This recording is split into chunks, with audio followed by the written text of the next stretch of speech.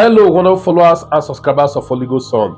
I hope this video finds you well. Please, today is your first time coming across my video. I want to say a big thank you to you for stopping by to watch. Alright, before diving into this topic, do me a favor by giving this video a thumbs up. Guys, I want to show you a video that reveal, that expose the occultism that is going on in some of the places you call churches. The occultism that is going on in some of the churches this entire guy, you've got to watch this video to the end. Please help me like it so that Facebook and YouTube can recommend to others. Please share to enlighten another Christian. All right, this video is worth watching. I watched it and I was shocked to my marrow. Please share this video. The Lord bless you. Miaskata, miaskoto, mikalu. Miaskata, miaskoto, mikalu. Miaskata, miaskoto, mikalu. But there was a certain man called who? Simon, who previously practiced sorcery in the city. To him, people's problems were catalysts of his personal glory. He's like a deity to them. When he's coming, they have to put clothes on the floor. I'm told that you're only here. They have to wash the floor because the great power of God is on his way. These are sensibilities of dark men. Why do they display the miracles? To get your attention. When they get your attention, you can be possessed with the gods or the spirit that represent.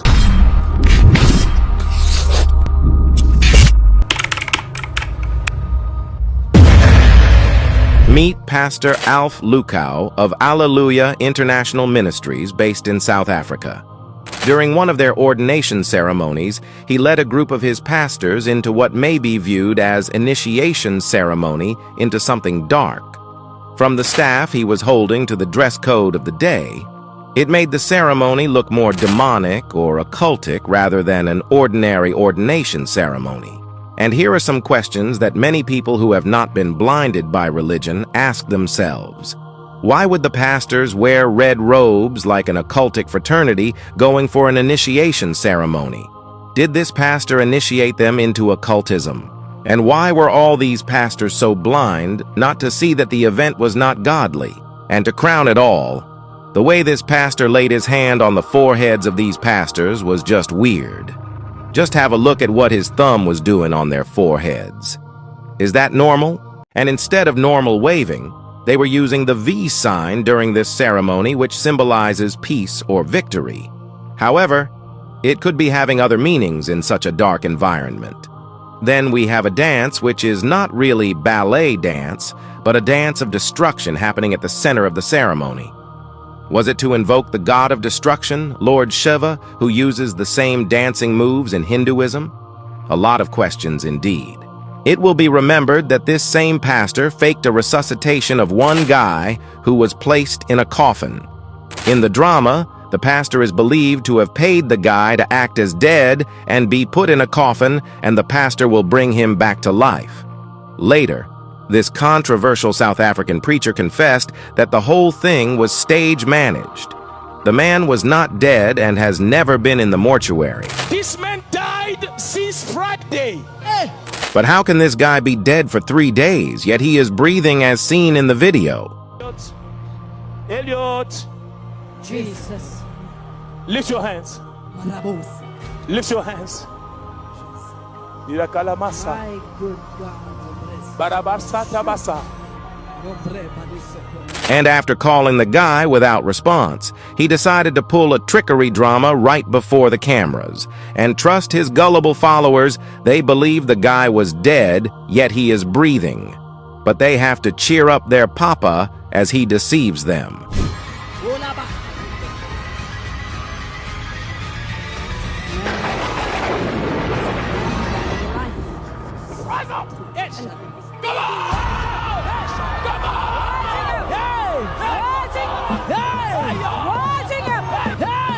Of course, all the drama was a campaign to make him look powerful among his gullible followers. But how do you know that you are dealing with Simon the sorcerer wrapped in the sheep clothing? It becomes hard to recognize those ravenous wolves, especially if they are generous and are performing magic you call miracles.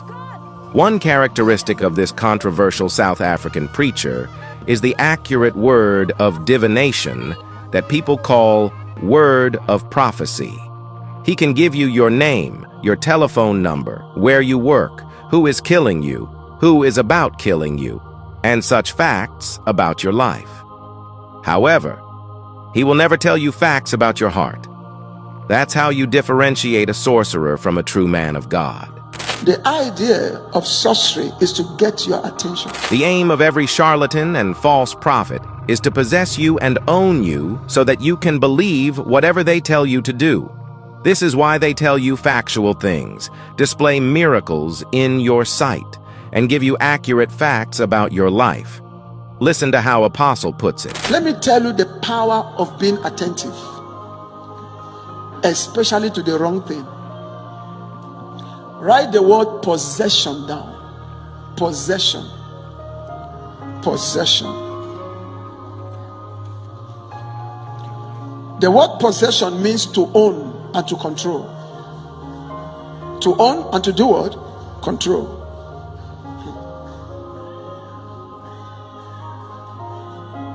Now listen.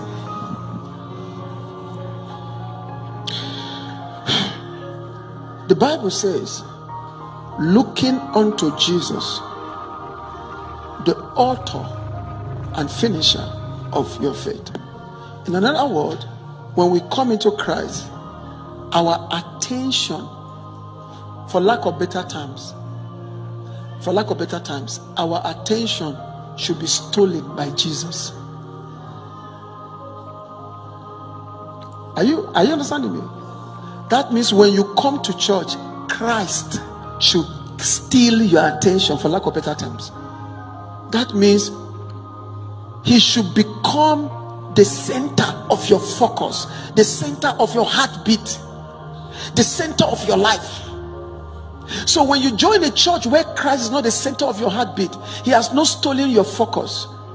What that church have displayed to you all the years is not Christ. Are you understand what I'm saying? Why am I saying so? The Bible says, from the least to the greatest, they heeded. What's the meaning? He stole their attention. He got their attention. Why do they display the miracles? To get your attention. Why did they give you on-point prophecies? To get your attention.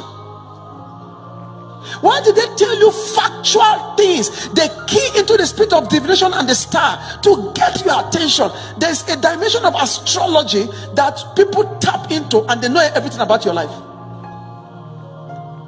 And Isaiah spoke about that. He called them stargazers and palm readers. But when the light of Christ manifests, the divination spirit in these dark preachers will always fight back the light. That explains why the apostolic faces so much resistance since the days of Apostle Paul. The apostolic aims at identifying and neutralizing the demonic. Why do they read your palm? They guess at what they call star. Star, there's a demon in the atmosphere that manifests as a star. It's a demon of divination. There's also a manifestation of divination, the snake. The name of that little girl that prophesied in Acts 16, the spirit she represent has to do with the python spirit. You get my point? Even the temple of Diana of Ephesus, it was a temple of the python spirit. Are you understanding me? Divination and sexual perversion and all of that stuff. Now listen carefully. That's why you see when Paul got there, he brought it down and they resisted Paul by shouting, "Great is it Diana of Ephesus? Great!" Because when the apostolic comes, it causes ripples. It causes ripples. And the devil wants to fight back.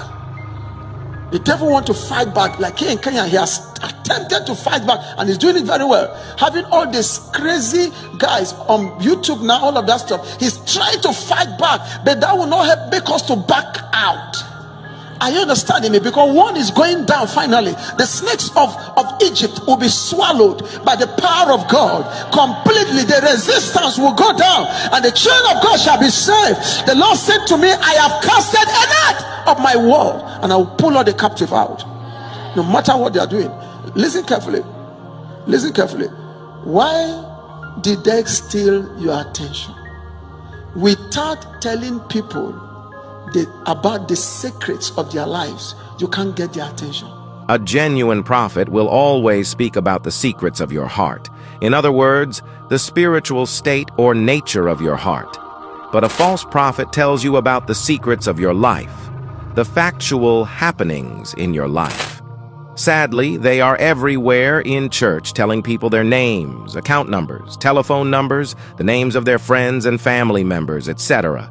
And you could ask yourself, what is the aim of these false prophets? It is to possess the people listening to them. That explains why they display the so-called accurate prophecies and miracle sessions on televisions and social media platforms. Genuine prophets speak about the secrets of your heart. But these prophets speak about the secret of your life. Secret of your heart talks about the nature of your heart. If your heart is wicked, they will say you have a wicked heart. You have to change. Secret of the heart is the spiritual state of the heart. The secret of life is the events that are happening in your life that only you know or few people know, and the prophet is not aware. So why did they have to tell you about those events? To make you heed, to get your attention. If they finally get your attention, then the word I ask you to write will begin to happen. Possession will not take place. So when they get their attention, you can be possessed with the gods or the spirit they represent. You can be possessed with the spirit they represent. Now watch this. That means the spirit of Baal, for example, is the spirit of lawlessness. So if the devil wants to make you lawless, he will bring a prophet or a prophetess that will get your attention. Because the sensibility of this guy that we are looking at, to him, prophetic ministry is all about getting the attention of the people. Are you understanding me? To his own sensibility, prophetic ministry is all about getting the attention of the people. So how do you get their attention? Give them prophecies that are accurate. Speak miracles that will happen. Astonish them with miracles. So he began to astonish the whole city for a long time, and he now got the attention of the entire city. Hear the gospel. He possessed the city. Go therefore and make